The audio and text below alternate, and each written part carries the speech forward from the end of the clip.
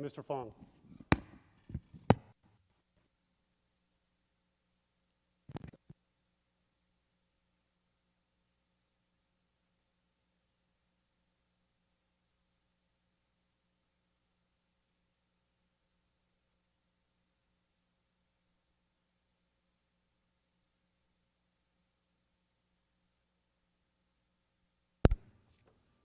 All right.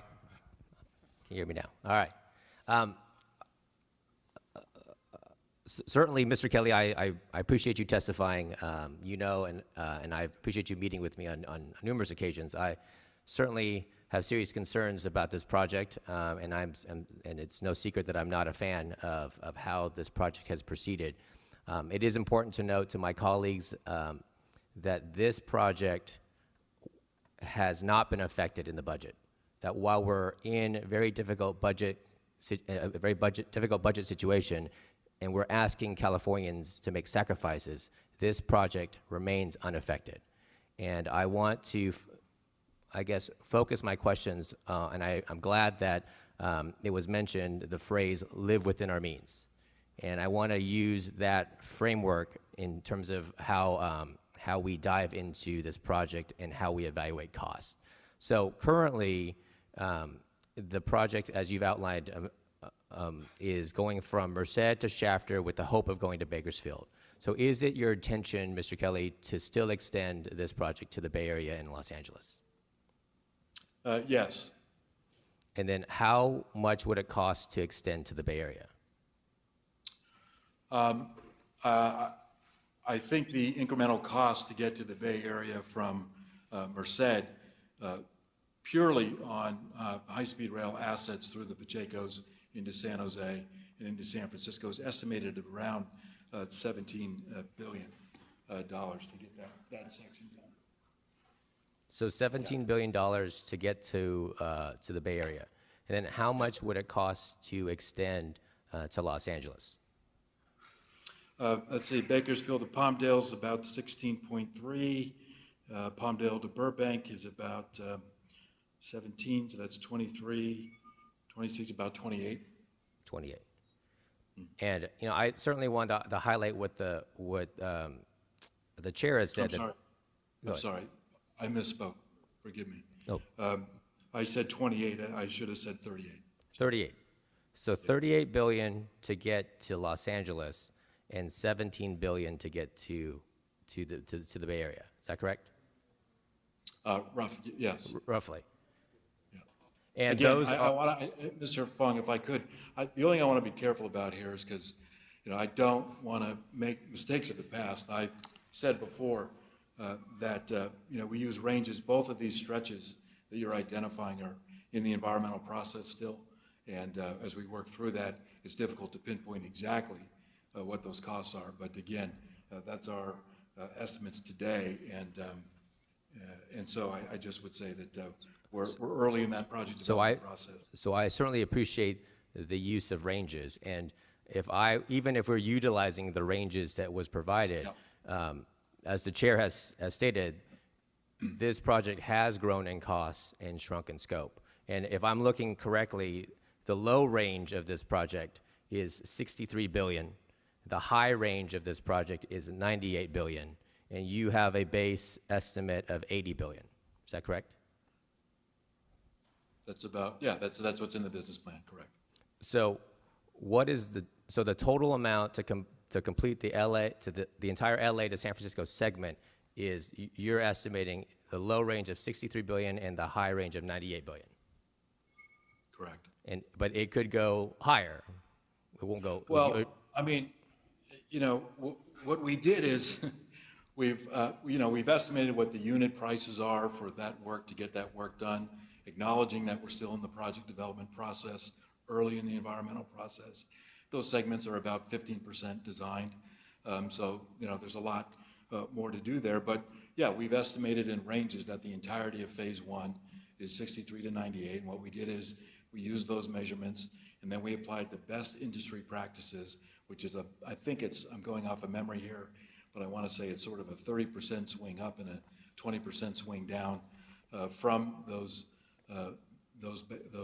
unit price costs, and that's how you apply a range. And so that's what we've done here. Okay, so then what would the estimated timeline be to complete? I know you're focused on Yeah. phase one, but from the whole, I mean, what is envisioned in Prop 1A, what would the anticipated timeline be? Yeah, it's going to be entirely tied to the availability of funding. And so when folks talk about the program scope shrinking, in my view, it's not necessarily shrinking, but it's how we do the building block approach. And that is, like in any other transit project, that is determined by the availability of funding. So why did we pick Bakersfield to Merced? We picked Bakersfield to Merced because that's an appropriate extension from the 119 that we think we can accomplish with our estimate of available revenues between now and 2030.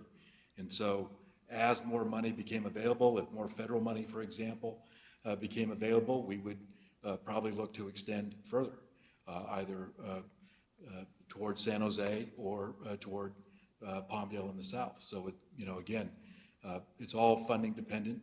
For purposes of estimating costs, we estimate a 2033 timeline for all of phase one, and I think a 2031 timeline for the valley to valley, which is the Silicon Valley into the Bay Area. So you have an estimated timeline of 2031 for the Bay Area. From the Bay Area to the Bay Area. Okay, so Yeah, from the Central Valley portion to the Bay Area, 2031. Yes. Okay. Yes. So in terms of oh, go ahead. Sorry, apologize. So to focus on the Central Valley portion, it is my understanding that the federal government has asked for the $929 million back from ARRA. Is that correct? Yeah, it's actually not specifically or technically from ARRA. It was a later fiscal year appropriation that we got the ARRA spent. Yeah, the ARRA funds we have spent. Okay. And the fiscal year appropriation, the Trump administration is asking that we give that back. So in terms of progress on the Merced to Shafter, hopefully getting to Bakersfield segment, what is the estimated percentage of what has currently been completed, and how much did that cost? And what's left to do? I'm sorry, can you ask that again? So of the Central Valley portion, how much has been completed to this point? I want to say approximately 40% or so of that 119-mile stretch is completed. We've spent a total of about $5.7 billion in that area. So I apologize. So you've spent $5.7 billion currently of Yes. the portion of in the Central Valley, and you've estimated that the range for the Merced to Bakersfield segment is $20.4 billion to $23.4 billion. Yeah, the totality of the 119-mile stretch will be about a $12.4 billion capital cost for the 119-mile stretch. And then we add to that about $4.8 billion more to get to Bakersfield and to Merced. So then there's $15 to $17 billion left that needs to be expended to complete the Merced to Bakersfield segment. Okay. And then what was the original cost of this segment? I don't think there was an original segment for Merced to Bakersfield. The initial segment under construction was the 119. I think originally that may have been well before they got done with all of the environmental work. I think there was a $6 billion cost estimate roughly to get the 119 done. That estimate's now 12.4. So then I get this question all the time from my constituents and Californians, throughout our state, which is that since 2008, every cost estimate has been severely off. Timelines have also been severely off. And the past has shown us that the business plan estimates have been inaccurate. So why is this plan any different than what we've seen in previous years, especially considering the current economic environment as it stands today, assuming potential federal funds being clawed back, assuming the legislature is, I mean, well, not assuming, that the legislature is facing a massive budget deficit, are those incorporated into this business plan? Yeah, I mean, we have identified, risks. There are funding risks. And included in that funding risk is the clawback of the federal funds from the Trump administration. I mean, our view is there's no basis to claw those dollars back. We are in litigation on that, and that litigation will probably go through much of 2021 to ultimately be decided. I think fundamentally the decision on clawing back any money from this project is going to be whether the project is making substantial progress, and we are. And so, my expectation is we will continue to, and so we'll continue to work through that, and the courts will ultimately decide whether or not there's a basis to claw back those dollars or not. What's different about this funding plan, and look, you and I have had conversations before, both in settings like this and in more private conversations. I think I've said to you from day one since I've gotten here, the reason I moved to ranges to estimate the cost of building a project like this is it is a massive project with great complexity, and the reality is it's early in many places, it's early in the project development process, and it's inappropriate to try to give you a specific dollar figure on what it's going to cost when we are still working through the environmental process. And that's why we apply ranges starting in the 2018 plan, continued through the 2019 project update report, and in this 2020 business plan. I understand that past business plans have bounced around. I think it was not wise to ever get to trying to identify a specific cost this early in the program. And the other thing I would say is I think we've achieved great consistency, not a roller coaster ride, but consistency between what we said in the 2018 business plan, what we said in the 2019 project update report, and what we are proposing in this draft business plan.